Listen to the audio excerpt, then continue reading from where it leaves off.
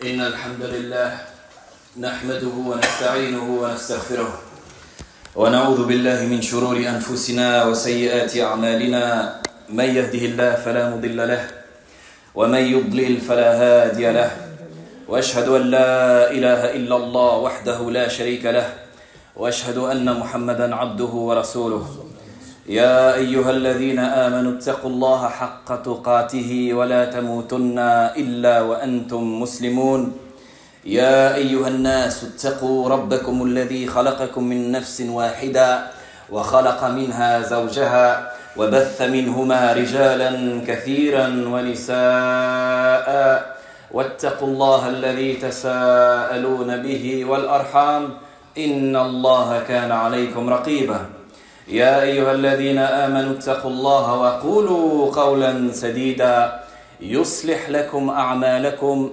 ويغفر لكم ذنوبكم ومن يطع الله ورسوله فقد فاز فوزا عظيما أما بعد فإن أصدق الحديث كلام الله وخير الهدي هدي محمد صلى الله عليه وعلى آله وسلم وإن شر الأمور محدثاتها وكل محدثة بدعة وكل بدعة ضلالة وكل ضلالة في النار أما بعد.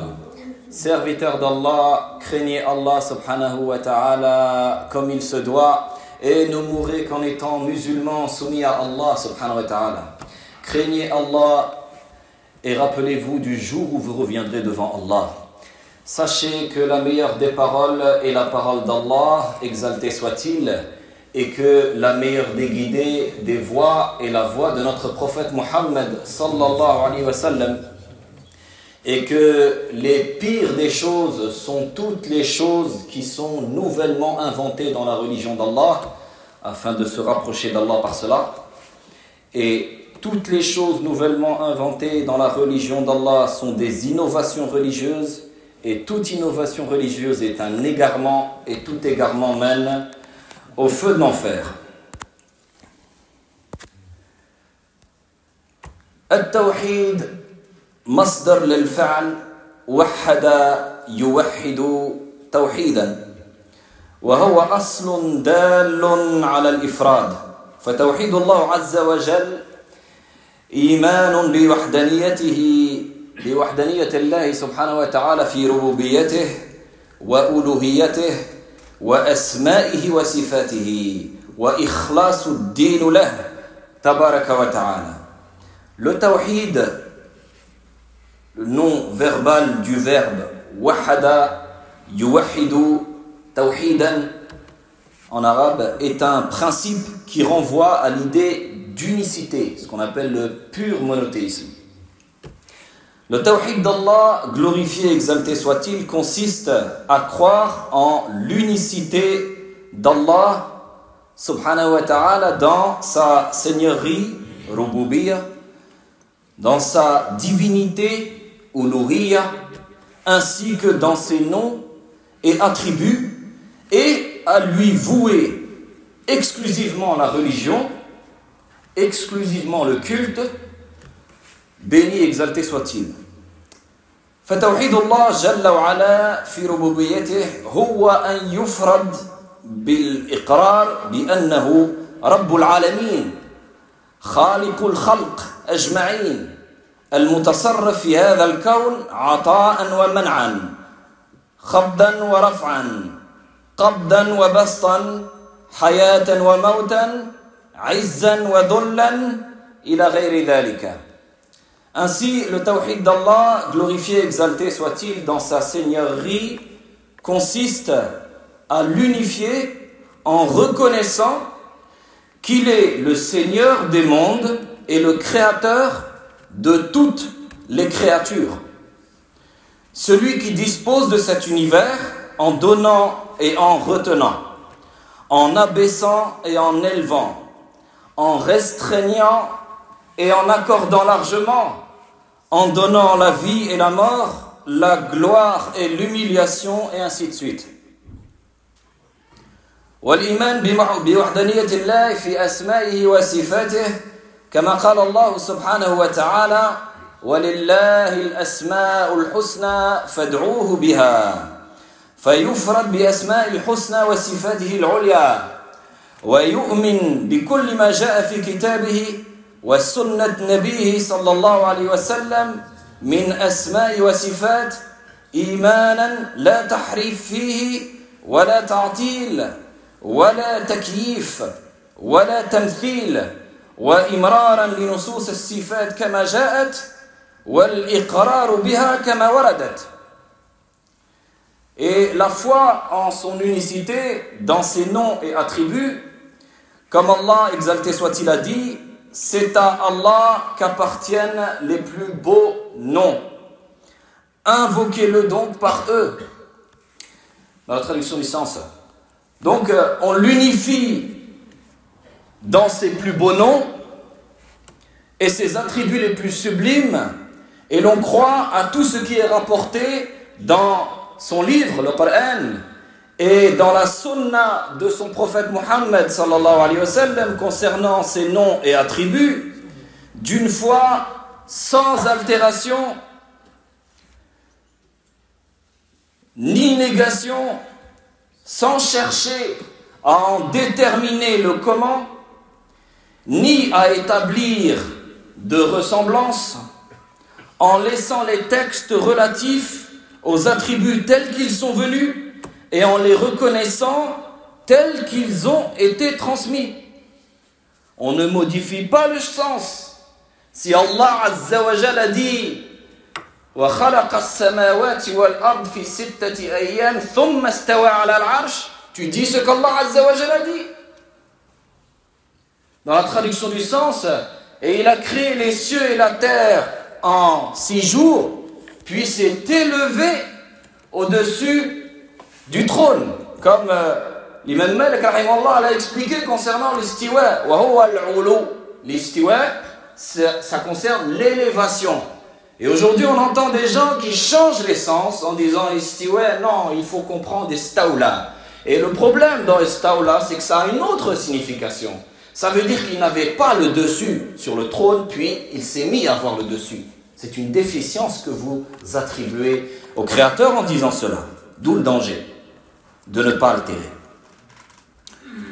والإيمان بأنه سبحانه وتعالى المعبود بحق ولا معبود بحق سواه وأن يفرد وحده تبارك وتعالى بالعبادة وأن يخلص الدين له وهذا هو معنى لا إله إلا الله وهي كلمة التوحيد فلا توحيد إلا بلا إله إلا الله.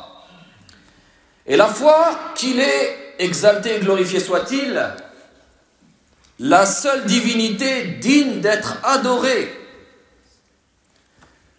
et qu'il n'existe aucune divinité digne d'adoration en dehors de lui. Il y a une nuance ici à bien comprendre. On ne renie pas l'existence d'autres divinités. Elles sont présentes, les gens les adorent. On renie le droit à l'adoration de ces divinités. D'accord ? Donc qu'il soit adoré et qu'il n'existe aucune divinité digne d'adoration en dehors de lui, qu'il soit adoré lui seul, béni exalté soit-il, et que la religion et le culte lui soient voués avec sincérité. Quoi que tu fasses, tu ne le fais que pour Allah subhanahu wa ta'ala. On se renouvelle constamment l'intention dans toutes les œuvres que l'on fait, en espérant être rétribué pour ces actes-là. On doit le faire avec l'intention première qu'on ne l'a fait que pour Allah. D'accord ? L'intention dans le cœur, que vous ne le faites que pour Allah. Et si le shaitan essaie de vous changer cette intention-là, vous luttez en renouvelant cette intention-là. Telle est la signification de la ilaha illallah. Nulle divinité n'est digne d'adoration en dehors d'Allah, qui est la parole de l'unicité. Ainsi, il n'y a pas de tawhid sans la ilaha illallah. أقول ما تسمعون واستغفر الله العظيم لي ولكم من كل ذنب فاستغفروه إنه هو الغفور الرحيم.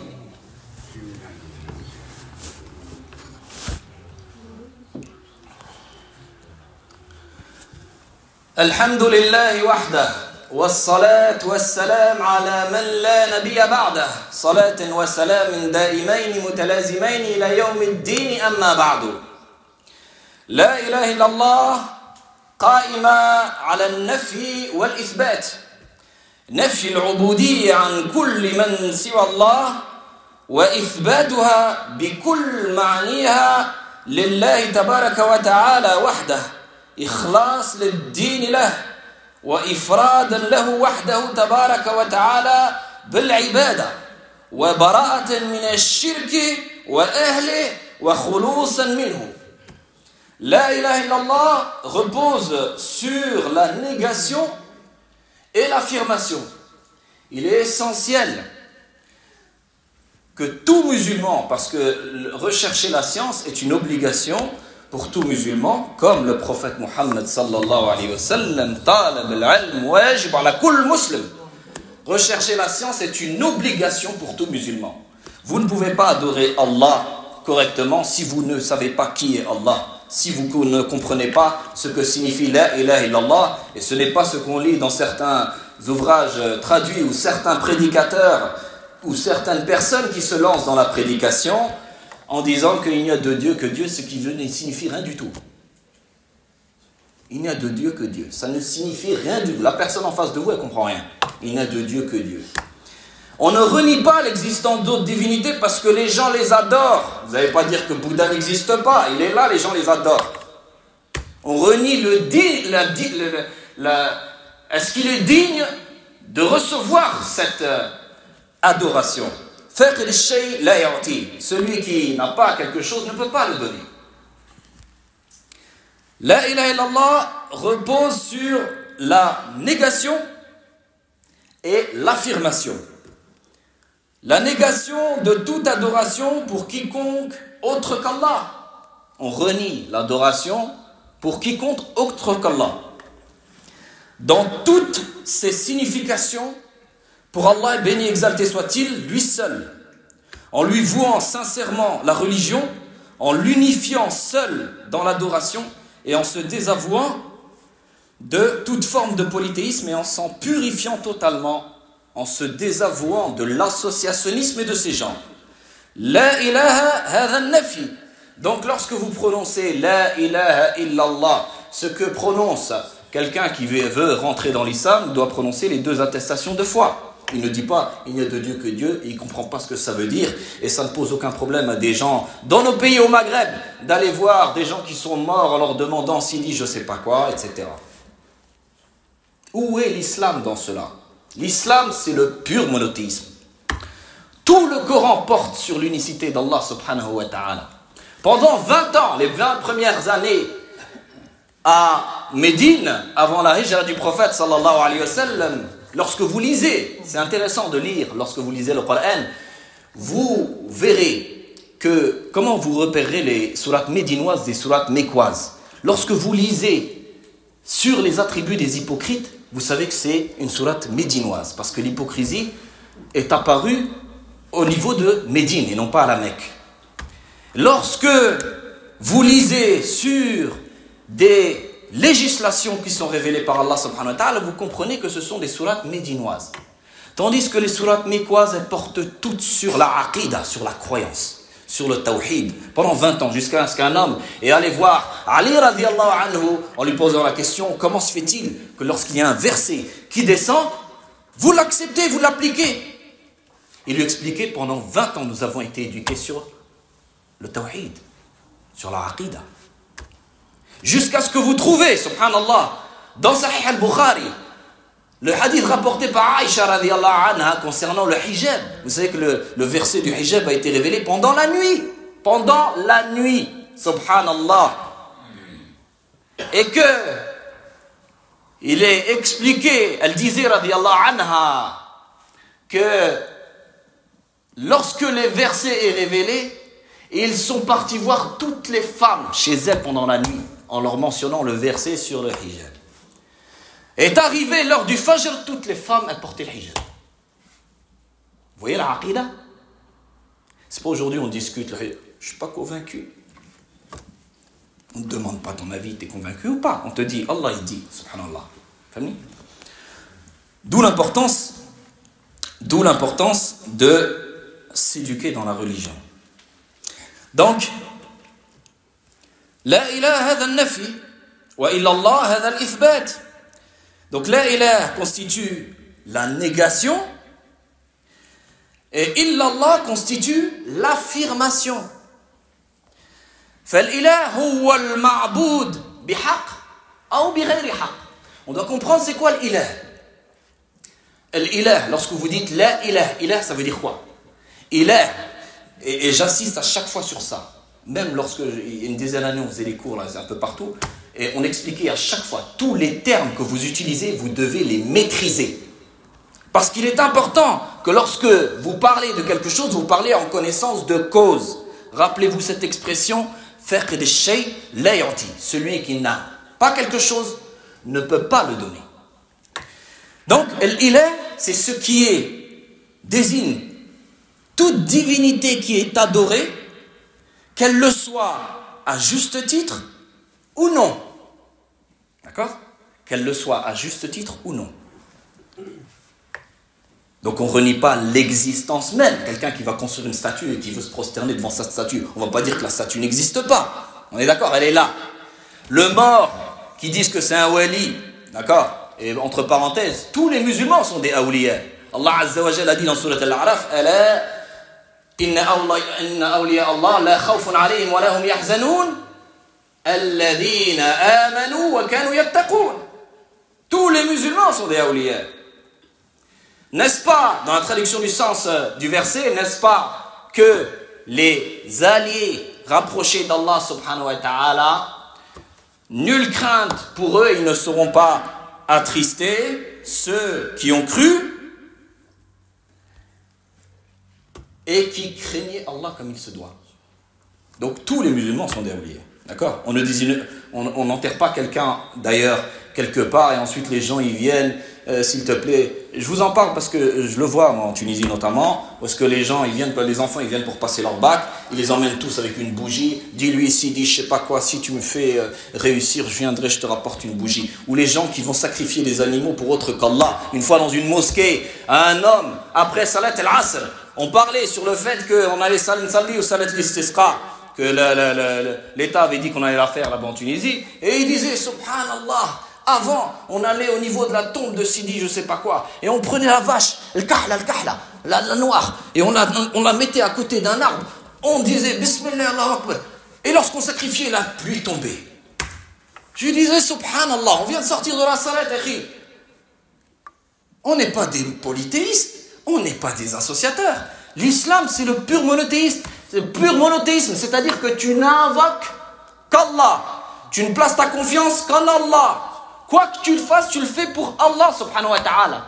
Si tu ressens une crainte lorsque tu es au niveau de la tombe d'un, ce qu'ils disent, wali ou je sais pas quoi, jusqu'à qu'il y a des gens au Pakistan, ils faisaient le tawaf autour d'une tombe et il s'avérait que c'était un chien qui était enterré. Et ils ont dit, ah mais lui, alors regardez la logique, ah lui, il est devenu les awliya des chiens. Pourquoi? Parce qu'il y a un wali, il l'a regardé, son regard est venu dans son regard et il l'a transformé en wali des chiens. Oh, c'est quoi ça? On est musulmans. On ne se soumet qu'à Allah. On invoque qu'Allah. On adore qu'Allah. Donc on a bien compris, l'ilah c'est quoi? C'est ce qui est adoré à juste titre ou avec fausseté. On va comprendre pourquoi.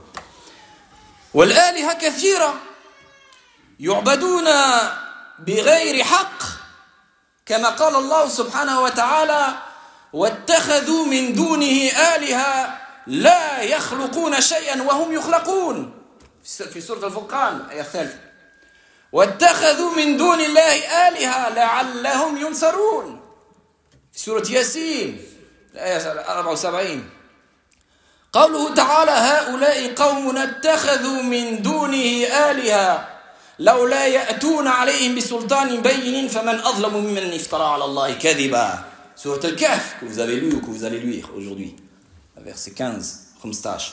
قوله تعالى هؤلاء قومنا اتخذوا من دونه آلهة أي قال بعضهم لبعض هؤلاء قومنا أي أهل عصرنا وبلدنا عبدوا الأصنام تقليدا من غير حجة.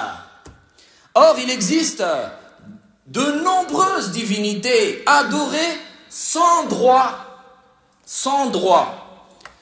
Tel qu'Allah, exalté soit-il, a dit, ils ont, dans la traduction du sens du verset 3 de Surat al-Furqan, et il est essentiel, à chaque fois qu'on parle, on avance une preuve. Si quelqu'un vous dit, fais quelque chose, je lui dis, barakallahu fik, donne-moi ta preuve. Parce que la ibada illa bidalil wa nas, c'est la règle en islam, aucun acte d'adoration excepté si tu as une preuve et un texte. Or, il existe de nombreuses divinités adorées sans droit, tel qu'Allah exalté soit-il l'a dit dans la traduction du sens du verset 3 de Surat al-Furqan. Ils ont adopté en dehors de lui des divinités, il les a nommées divinités, qui ne créent rien et qui au contraire sont créées. Et dans Surat Yasin, le verset 74, dans la traduction du sens, ils ont pris en dehors d'Allah des divinités. Ils ont pris en dehors d'Allah des divinités. Allah les a appelées des divinités. Il n'a pas dit des choses qui n'existent pas. Il a dit, ils ont pris, dans la traduction du sens, ils ont pris en dehors d'Allah des divinités dans l'espoir d'être secourus. Verset 74, traduction du sens. Et dans Surat al-Kahf, vous trouvez le verset 15. Dans la traduction du sens, voici nos gens, ils ont adopté en dehors de lui, en dehors d'Allah, des divinités. S'ils pouvaient apporter pour elles une preuve évidente, qui donc est plus injuste que celui qui invente un mensonge contre Allah? Donc l'explication de ce verset-là de Surat al-Kahf signifie donc, voici nos gens, c'est-à-dire les habitants de notre époque et de notre ville, ils ont adoré les idoles, les statues, par imitation, sans aucune preuve. إذن الله سبحانه وتعالى سماهم آلهة. فالخطأ في مفهوم لا إله أن يقال بأن لا يوجد آلهة تعبد من دون الله.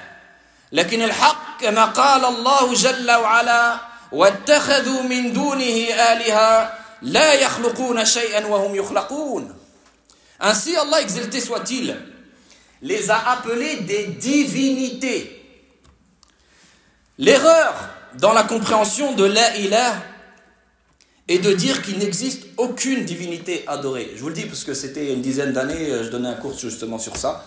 Et il y avait un frère dans la mosquée qui me disait, non, il n'y a pas d'autre divinité, elle n'existe pas. Je lui dis, les gens ils adorent des statues, ils adorent Jésus, ils adorent Bouddha, ils adorent en Inde, ils adorent des rats. Il y a même un documentaire, ils voient un rat blanc, ils sont tous gris les rats. Ils voient un rat blanc, ils disent, oh il est blanc celui-là, il me regarde, il sourit, je vais faire un vœu. Ce sont des divinités. Pourquoi? Parce qu'ils leur vouent un culte. Maintenant la question c'est, est-ce que ce sont des vraies divinités? Ça veut dire qu'elles sont dignes d'adoration ou pas? La question est simple. Est-ce que c'est une créature ou est-ce que c'est le créateur? Le créateur, il n'y en a qu'un seul, unique, c'est Allah subhanahu wa ta'ala. Celui est digne d'adoration. En dehors d'Allah, ce sont des créatures. Tout ce qui est en dehors d'Allah, c'est que de la créature. Donc rien ne mérite l'adoration en toute vérité excepté Allah. Ainsi Allah exalté soit-il les a appelés des divinités. L'erreur dans la compréhension de la ilaha est de dire qu'il n'existe aucune divinité adorée en dehors d'Allah. Or, la vérité est comme Allah, glorifié, exalté soit-il, l'a dit dans la traduction du sens, ils ont adopté en dehors de lui des divinités qui ne créent rien et qui au contraire sont créées. كل مخلوق لا يستحق العبادة والله سبحانه وتعالى هو الخالق إذن هو مستحق وحده كل العبادات. Toute créature ne mérite pas l'adoration. Et Allah, exalté soit-il, est le créateur. Ainsi, lui seul mérite toutes les formes d'adoration. Toute chose en dehors d'Allah est créature, tandis qu'Allah est le seul créateur. لذلك أكبر ظلم إذا تصرف أي نوع من أنواع العبادات لغير الخالق ويشارك فيها المخلوقات وهذا تسمى عبادة بظلم. C'est pourquoi la plus grande des injustices est de vouer une quelconque forme d'adoration à autre que le Créateur, en y associant des créatures, et cela est appelé adorer par injustice. Wa dhulm, on doit comprendre aussi c'est quoi le dhulm. J'utilise un terme, on doit le comprendre. وَالظُّلْمُ أَن تَضَعَ الشَّيْء فِي غَيْرِ مَوَاضِعِهِ أو في غير مكانه. C'est-à-dire le dhulm, c'est quoi? L'injustice, c'est de placer une chose hors de sa place légitime. Donc on sait que l'adoration, on doit l'avouer à qui? Au Créateur, il n'y en a qu'un seul. À partir du moment où quelqu'un voue une adoration à autre que le Créateur, ça veut dire à une créature, il a placé l'adoration dans un endroit qui ne le sied pas. C'est une injustice. Et c'est la plus grande des injustices. Qu'Allah ne pardonne pas à celui qui meurt avec cette croyance et ces actes d'adoration-là, s'il ne se repent pas avant de mourir, bien sûr. فمعنى لا إله لا معبود بحق هذا النفي يعني نفي العبادات لغير الله سبحانه وتعالى إلا الله لا إله إلا الله لا معبود بحق إلا الله. Ainsi le sens de la ilaha illallah est nulle divinité n'est digne d'être adorée en toute vérité excepté Allah qui est le créateur. D'accord? Donc quelqu'un qui vous dit il n'y a de Dieu que Dieu, ça ne veut rien dire du tout. Je l'ai entendu pendant une vingtaine d'années ce discours-là. Il n'y a de Dieu que Dieu. On voit les trucs aussi au Royaume-Uni, ce que je voyais, il y en avait, ils voulaient expliquer, ils voulaient faire de la da'wah, ils disaient there's no God but Allah. Et il n'y a de Dieu que Dieu. Il n'y a de Dieu que Allah. Ce n'est pas correct. C'est une mauvaise compréhension. Et c'est ce qui explique qu'il y a parmi la communauté des gens qui tombent dans du shirk, dans de l'associationnisme. Parce qu'ils ne voient pas où est le problème. Il n'y a de Dieu que Dieu, il n'y a qu'un Dieu. Mais ils ne comprennent pas qu'un acte d'adoration, à partir du moment où tu vas dans un mausolée et que tu crains cette crainte-là, comme si tu faisais ta prière, c'est du shirk akbar, c'est de l'associationnisme majeur qui exclut l'individu de l'islam, s'il ressent ça. On ne joue pas avec ça. Donc le sens de la ilaha illallah, c'est nulle divinité digne d'adoration en toute vérité, excepté Allah. Et non pas comme je l'ai entendu, certains frères qui venaient et qui disaient la ilaha illallah, mon frère, c'est de remplacer la mauvaise certitude par la bonne et c'est de croire avec sincérité qu'Allah est le créateur. C'est faux de dire ça. Pourquoi c'est faux de dire ça? Parce que croire qu'Allah est le créateur ne fait pas de toi automatiquement un musulman. Parce que les mouchriquines, les kuffars, les associateurs et les mécréants qui ont combattu le prophète Mohammed sallallahu alayhi wa sallam croyaient qu'Allah était leur créateur. وَلَئِنْ سَأَلْتَهُمْ مَنْ خَلَقَ السَّمَاوَاتِ وَالْأَرْضِ وَسَخَّرَ الشَّمْسَ وَالْقَمَرَ لَيَقُولُونَ اللَّهُ. Et si tu leur questionnais, dans la traduction du sens du verset, et si tu leur questionnais, qui a créé, donc si tu leur questionnais aux associateurs, aux mécréants, si tu leur poses la question, qui a créé les cieux et la terre, le soleil et la lune, ils répondront, c'est Allah. C'est Allah, ils savent. La da'wah du prophète sallallahu alayhi wa sallam n'était pas de convaincre les gens qu'Allah existe. Ils le savent. Eux-mêmes, ils adoraient Allah, mais ils adoraient avec Allah d'autres divinités. C'est pour ça que le prophète sallallahu alayhi wa sallam les a combattus. Il ne les a pas combattus sur le fait qu'ils ont renié l'existence d'Allah. Ils ont renié que l'adoration soit vouée exclusivement qu'à Allah seul. C'est important de comprendre ça. Donc dire, c'est de croire avec sincérité qu'Allah est ton créateur. Donc ça veut dire que le prophète sallallahu alayhi wa sallam a combattu des musulmans qui croyaient qu'Allah est le créateur. وَلَئِنْ سَأَلْتَهُمْ وَحَاشَا وَكَلَّا. Allah subhanahu wa ta'ala a dit وَلَئِنْ سَأَلْتَهُمْ مَنْ خَلَقَهُمْ لَيَقُولُونَ اللَّهُ. Et si tu poses la question aux associateurs, qui les a créés, ils répondront, c'est Allah. Donc la ilaha illallah, on a compris que l'ilah, c'est tout ce qui est adoré à juste titre ou avec injustice. Comment on sait à juste titre? Eh bien, ça doit être voué qu'au créateur. À partir du moment où il y a un acte d'adoration qui est voué à autre qu'Allah, en dehors d'Allah, c'est créature. Eh bien, c'est de l'associationnisme, du polythéisme. D'accord? On demande à Allah subhanahu wa ta'ala de nous augmenter notre savoir, de nous guider sur la voie droite, de nous donner du bien dans ces bas mondes et dans l'au-delà, d'avoir miséricorde sur tous les morts parmi les musulmans qui ont témoigné de l'unicité d'Allah subhanahu wa ta'ala et qui sont morts sur cette croyance.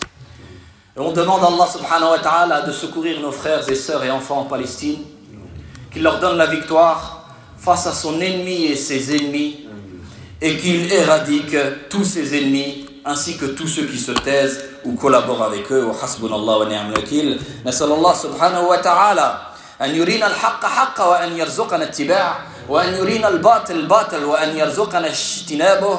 نسأل الله تعالى أن يرحم موتى المسلمين الذين شهدوا له بالوحدانية وبنبيه بالرسالة وماتوا على ذلك. اللهم اتنا في الدنيا حسنة وفي الآخرة حسنة وقنا عذاب النار. اللهم أعن إخواننا في فلسطين. اللهم انصرهم على عدوك وعدوهم يا رب العالمين. اللهم اشف جرحاهم. أنت الشافي لا شفاء إلا شفاءك. اللهم اشفاهم شفاء لا يغادر سقما. اللهم انصرهم على عدوك وعدوهم. اللهم دمر اليهود الصهاينة. اللهم دمرهم تدميرا وارنا فيهم آيات قدرتك. وحسبنا الله ونعم الوكيل. وصلى الله وسلم على نبينا محمد.